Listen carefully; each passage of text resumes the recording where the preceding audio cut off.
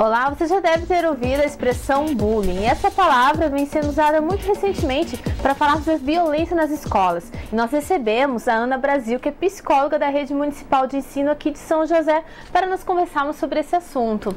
Ana, obrigada pela sua presença. Obrigada pelo convite também. Olá. Bom, Ana, primeiramente, o que nós podemos falar para caracterizar o bullying na escola? Bom, o bullying é um fenômeno, né, que se caracteriza pela exposição continuada a violências, né, a determinada pessoa, seja criança, seja adolescente, caracterizada sobretudo pela violência física e ou a violência psicológica.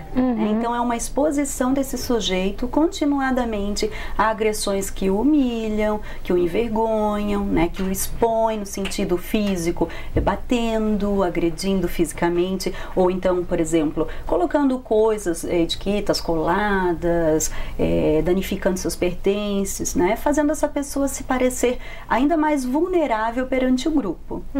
E Ana, existe um cuidado dos educadores, porque a pessoa pode ter uma indisciplina e não ser caracterizado como bullying, o aluno. Tem esse cuidado? Consegue ter essa diferença? Sim, na verdade é o seguinte, a gente hoje em dia, eu percebo pelo menos na rede, né, no caso da Secretaria Municipal de Educação de São José, bastante preocupada no sentido de capacitar os seus profissionais, né, de estar realizando concursos para cada vez a gente ter mais profissionais de qualidade mesmo frente, né, às ações da educação.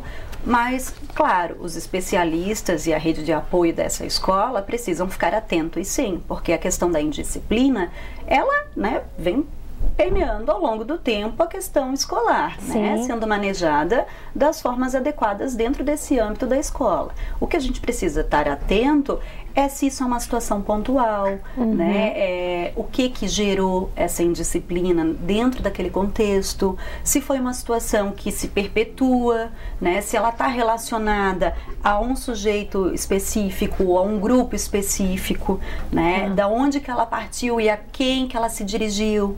Né, para que a gente, conhecedores, né, enquanto educadores, de quem são esses sujeitos do espaço escolar, possamos cada vez mais estar atentos a esse contexto como um todo e poder avaliá-lo e a partir disso ter ações bem interventivas, pontuais, promovendo a educação. Sim, tu falou em grupos. Nós temos como se identificar a faixa etária ou o bullying nas escolas ele está ocorrendo no primário, no segundo grau?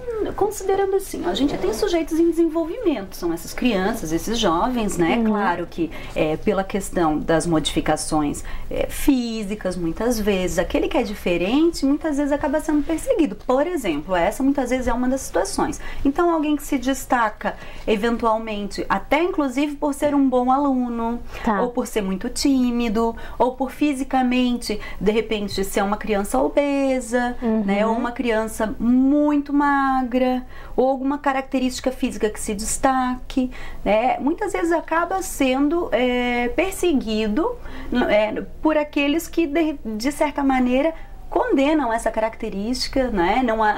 Não só não admiram, como condenam e frente a isso, ele expõe esse sujeito a uma ação de intimidação, né? Por meio da agressão. Então, um bullying ele vai se caracterizar por essa violência imposta a esse sujeito que muitas vezes acaba se calando. Na grande maioria das vezes, ele se sente envergonhado duas vezes, né? Pelaquilo que o condenaram, né, pelas características que foram alvo dessa provocação e por não conseguir responder a essa violência. Isso dificulta o professor identificar na sala de aula que tem um aluno que está sofrendo bullying?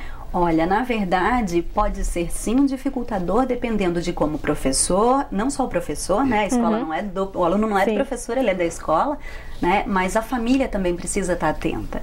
Então, a que sinais a gente poderia se ater, por exemplo, né, pais, educadores, de modo geral, perceber o comportamento dessa criança, desse jovem, se ele vem se modificando muito, né, se é uma criança que de repente começa a ficar mais introspectiva ou a ficar mais agressiva, se de repente começa a haver uma negativa de ir para a aula, se há uma grande diferença nas notas bruscamente, né? Se de repente começa a se calar demais e a não querer conversar sobre determinados assuntos, sobretudo quando dizem respeito à escola, né? Então o que se sugere? Que essa família, que esse educador, né, escola como um todo, fiquem atentos, incentivem, né, a troca de experiências. A criança chegou em casa, compartilhe você, pai, né, irmão, como foi seu dia de trabalho, dia da escola, né? E pergunte como foi, participe da escola, esteja presente, né? Não só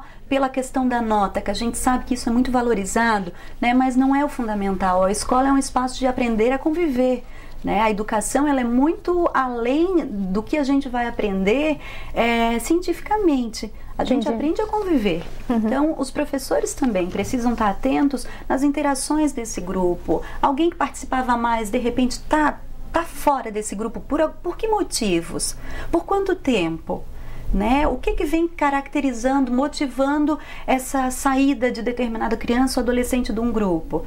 Mas ele está num outro grupo, circulando bem? Né? Ele está no recreio participando ativamente? Ele interage? Né? Então, são alguns sinais que a gente pode estar atento, de repente, se afastou de um grupo, se não se inseriu mais nenhum, se começou a faltar sem justificativa, se começou a apresentar muitos problemas somáticos, né? Tá ficando doente direto, os pais têm que vir buscar de uma hora para outra. Não quer mais ir para aula, não quer mais ir para aula, exato.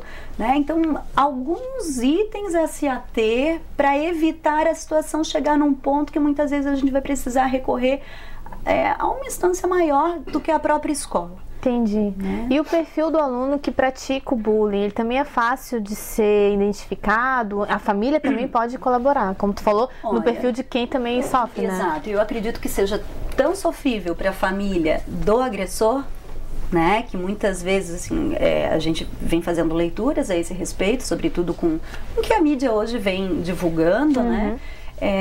A gente percebe em algumas entrevistas que eu tenho lido e assistido, sobretudo, que também é muito complicado para a família do agressor se dar conta de que o seu filho está praticando esse ato. Que o filho está fazendo, né? Aceitar e buscar a ajuda também, né, para essa família como um todo. Então a gente sugere, primeiro, que fiquem atentos ao grupo ou ao sujeito, né? A escola que conhece os alunos, que atende, ela tem mais condições de acessar essas famílias, não só da vítima como dos agressores, né, das vítimas dos agressores, mas que também a gente tenha condições de observar se também não são crianças, de certa forma, expostas a algum tipo de violência, o que muitas vezes é bastante comum. Que o agressor, de certa maneira, também seja vítima em outra instância, né? Ou não necessariamente naquele momento e não necessariamente no contexto escolar. Entendi. Isso não é uma regra geral, não quer dizer porque aquela criança agride na escola, né, é quem provoca o bullying, que em casa ela sofra maus tratos físicos, vamos pensar assim. Isso não é uma regra geral, mas muitas vezes quem agride, de certa maneira, recebeu essa agressão. Né? Como eu até falei no início, né? A palavra bullying está sendo muito usada, mas tem que também ter um cuidado, né? Porque no ambiente escolar também sempre houve essas brincadeiras, apelidos maldosos, que quando não se repetem, claro, não prejudica, mas sempre aconteceu também, né, Ana? A gente também não pode generalizar, né? O que a gente precisa ter cuidado é o seguinte, o que antes era uma agitação, muitas vezes crianças mais ativas, hoje a criança tem um comportamento que se assemelha assim, a alguma agitação maior a hiperativo. Né? Então, toda agitação é hiperatividade. Não é assim? Se a criança está triste, se o professor, né, fica triste, está deprimido. A gente precisa cuidar dos rótulos que dá. Né? Porque dependendo das características que se tenha, a gente pode ir para um lado ou para o outro. A questão é que o manejo de quem está presente continuadamente com essa criança, com esse adolescente, ele é inevitável. Né? O que a gente precisa fazer, enquanto pais e educadores, estar nos preparando continuadamente em formações, em leituras, em discussões, para poder ver qual a melhor maneira de lidar e saber diferenciar uma coisa da outra. Bom, a Ana Brasil é psicóloga da Rede Municipal de Ensino aqui de São José, que tem um programa que é o enfrentamento da violência infanto-juvenil nas escolas da Rede Municipal aqui do município. Qual é a proposta desse programa, Ana? Então, nós ainda não nos caracterizamos como programa, nós somos um grupo de trabalho, né? É o GT sobre a violência, que a gente denomina de maneira mais simplificada. Tá. Ele é fruto, na verdade, do estágio supervisionado em psicologia educacional, que vem acontecendo desde o ano passado na rede, né? Eu e a Edla Grisard, que é outra psicóloga educacional também na rede, temos feito esse trabalho de estágio, né? Supervisionado o trabalho de estágio, mas a partir do estágio numa das escolas, essa questão da violência, não que necessariamente tenha acontecido dentro da escola, mas que respinga, vamos assim dizer, né, dentro da escola, mobilizaram algumas discussões e frente a isso a gente resolveu dar continuidade numa instância maior. Então, convidamos aos centros educacionais e CIs da rede, né? E da mesma maneira também estendemos esse convite ao Conselho Tutelar, ao CREAS, à Delegacia de Proteção à Mulher, à Criança, ao Adolescente, ao Idoso, né? E até esse momento nós já realizamos 6 encontros para tratar exclusivamente desse tema, a questão da violência e como ela se configura dentro desse espaço escolar. Então a gente vem trocando ideias, identificando as instâncias e qual a função de cada uma, buscando integrar ações, né, ter um protocolo para fazer os encaminhamentos devidamente. Inicialmente a gente começou conversando sobre a questão da violência sexual. Tá. Pensamos que é mais interessante a gente tratar de uma questão de cada vez para assim melhor fazê-lo, né? Mas a gente, de certa forma, não tem como trabalhar um tipo de violência sem tratar do outro. Então, da mesma maneira, a gente não vem... Até na semana retrasada, que foi nosso último encontro, veio muito essa questão do bullying novamente, frente ao que vem acontecendo e a mídia divulgando, né? Sim. Vamos tratar só do bullying também? Sim, olha, o bullying, o que caracteriza? A violência física, a violência psicológica, e essas a gente está tratando. A gente não pode tratar exclusivamente do bullying, mas a gente vai tratar, sim, da violência física, da psicológica, da sexual, né?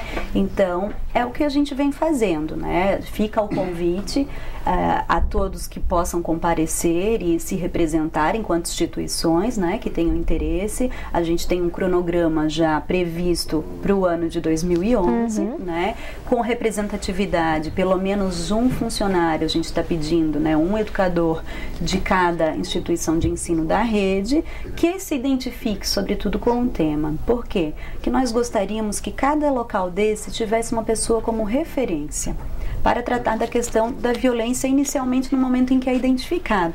Por quê? Porque quando não há um manejo adequado de uma situação de violência que venha repercutir no espaço escolar, não necessariamente que tenha acontecido lá dentro, né? Vamos pensar uma criança que sofreu violência fora do espaço escolar e que de repente venha para dentro da escola chorando muito, né? Ou com alguma marca de agressão física. Como abordar essa criança? Dependendo de cada pessoa, pode fazer de uma maneira diferenciada, né? E às vezes essa maneira, quando não bem mediada, acaba expondo a mais uma violência.